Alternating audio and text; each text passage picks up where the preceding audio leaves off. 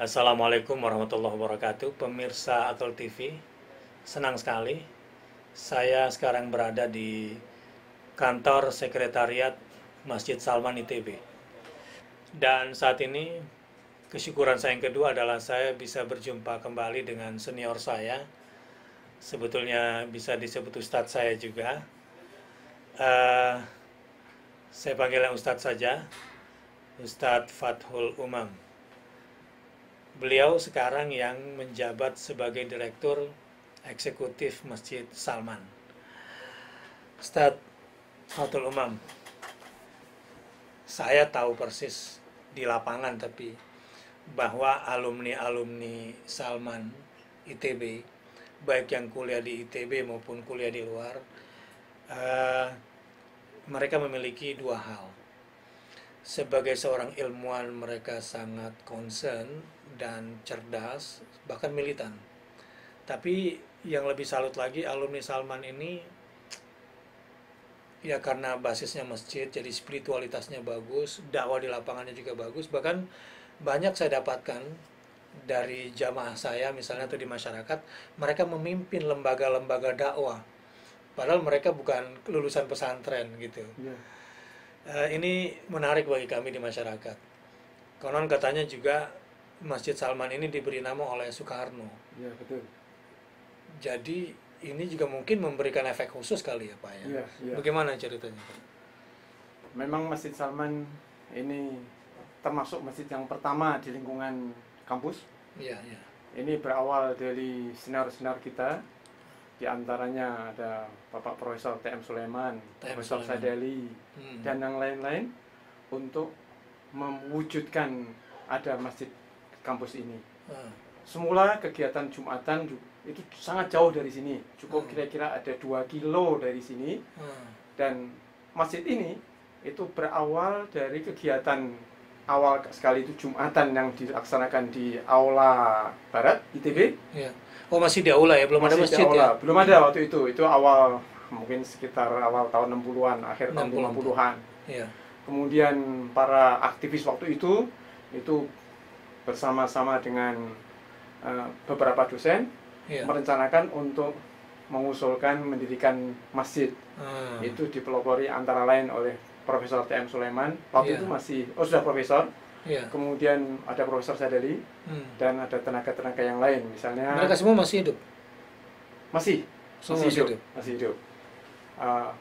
Dan puncaknya adalah upaya beliau-beliau untuk mewujudkan ini dengan menghubungi waktu itu adalah Presiden Soekarno, menunjukkan gambar-gambarnya, ide-idenya. Bahkan beliau Presiden Soekarno berkenan untuk memberi nama.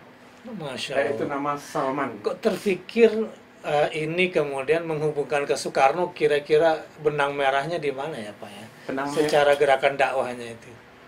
Benang merahnya tentunya yang pertama adalah Presiden Soekarno adalah alumni dari kampus Ganesha. Oh, ini nomor satu ya, nomor satu ini. Dan beliau seorang arsitek. Dua. Dari situ kita semua tahu beliau bisa menggerakkan masa menggerakkan Indonesia. Tiga itu. Nah, dari situ akhirnya disetujui dan setelah diberi nama menjadi dengan nama Salman itu memberikan semangat kepada kita semua untuk menjadi. Ada nggak keterangan dari Soekarno sendiri kenapa namanya Salman? Kalau kita baca di tulisan di sini, itu Bung Karno langsung menulis Salman adalah nama seorang teknokrat sahabat Nabi Sallallahu Alaihi Wasallam. Farisi berarti di sini Ya. maksudnya ya. Ya. Sekarang apakah gerakan Salman dari awalnya tetap berkesinambungan sampai sekarang, trennya naik atau turun atau bagaimana kondisinya? Kalau semula itu kita memposisikan diri kita sebagai laboratorium rohani. Nah, dengan perkembangannya, dengan perkembangan lingkungan dan perkembangan input yang menjadi mahasiswa juga, dengan kemajuan-kemajuan dakwah kegiatan di sekolah yang sebelum universitas, maka dengan input yang makin baik itu kita sekarang bukan mempunyai angan-angan, sudah menjejakkan langkah untuk memfungsikan Salman sebagai laboratorium peradaban. Allah, laboratorium peradaban. Jadi koneksitas antara ITB sebagai lembaga akademik dengan Salman jadi punya ikatan kuat gitu, Pak. Ya. Menarik itu. Jadi laboratorium peradaban Islam. Karena saya melihat 3 komponen. Jadi ilmu pengetahuan dan teknologi ini adalah sarana untuk menguasai dunia. Salman sebagai pusat pembinaan spiritual agar tetap bisa menjadi terang cahaya buat mahasiswa melangkah, sekaligus pagar agar mereka tidak keluar dari sistem yang terjadi, ya apa yang kita lihat sekarang misalnya. Walaupun pastinya ada juga kali ya alumni-alumni yang terpelanting barangkali. Ya, itu masalah yang biasa. Ya. Ada yang konsisten, ada yang berjatuhan ya. Ya, itu alami. Alami. Nah, tapi mudah-mudahan walaupun pernah mengalami seperti itu, ujung-ujungnya balik lagi ke jalan balik lagi ya. Banyak Nah, itulah untungnya kalau orang sudah punya basic agama, Pak ya. Dia minimal tidak putus asa dan Allah Subhanahu wa taala tetap akan memberikan bimbingan kepada dia, dan itu pun karena ada ilmu yang dia miliki. Baik, Pak, terima kasih. Mudah-mudahan Allah berkahi amalia Bapak di sini.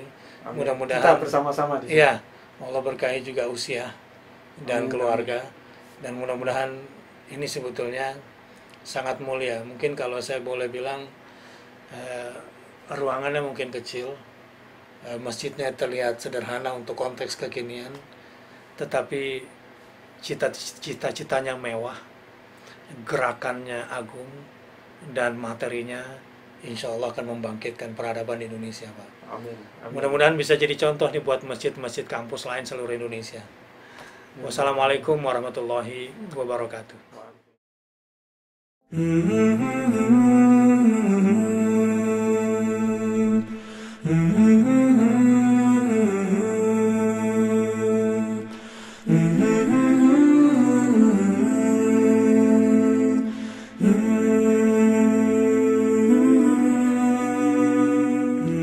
Assalamualaikum warahmatullahi wabarakatuh. Imam Ghazali dalam kitabnya Al-Iqtisad fil I'tiqad berkata bahwa antara ilmu dengan wahyu itu seperti mata dan cahaya matahari. Ilmu itu atau akal itu adalah mata yang tidak cacat. Maksudnya, ketika mata melihat tapi tanpa cahaya, kita tidak akan pernah bisa bedakan warna-warni, bentuk, dan jenis. Begitu pula ketika ada cahaya matahari tapi mata terpejam, kita tidak akan pernah bisa membedakan benda-benda. Itulah karenanya warna-warni, keindahan, lembah dan bukit, bentuk-bentuk jenis benda adalah ketika adanya perpaduan antara mata dengan cahaya. Masjid Salman ITB. Sungguh keberadaan masjid ini dan kampus ITB sebuah perpaduan yang luar biasa. Adalah ilmu pengetahuan dan teknologi yang harus dikuasai oleh umat Islam, khususnya para pemudanya, untuk bisa menguasai dunia. Tetapi, kealfaan para ilmuwan terhadap wahyu yang bersumber sebagai cahaya bagi kehidupan ilmu dan teknologi, ketika itu hilang, maka ilmuwan, teknolog akan seperti orang buta berjalan. Masjid, sejak awal peradaban Islam, selalu menjadi bagian penting, bahkan menjadi sentral kegiatan keilmuan, agar akal para ilmuwan seperti mata yang membutuhkan cahaya. Dari Masjid Salman ITB, saya ingin berpesan kepada semua ilmuwan muslim, Anda hanya orang buta tanpa cahaya dengan ilmu dan akal Anda. Tetapi Anda akan menjadi pilar peradaban dan bangkitnya kejayaan Islam di Indonesia jika Anda memanfaatkan wahyu untuk ilmu Anda dan mata Anda. Semoga ITB yang sudah melahirkan orang hebat di Indonesia, semoga ITB yang sudah banyak berperan terhadap kebangkitan di Indonesia semakin tercahayakan dengan wahyu Allah Subhanahu wa taala yang mereka dapatkan dari Masjid Salman. Wassalamualaikum warahmatullahi wabarakatuh.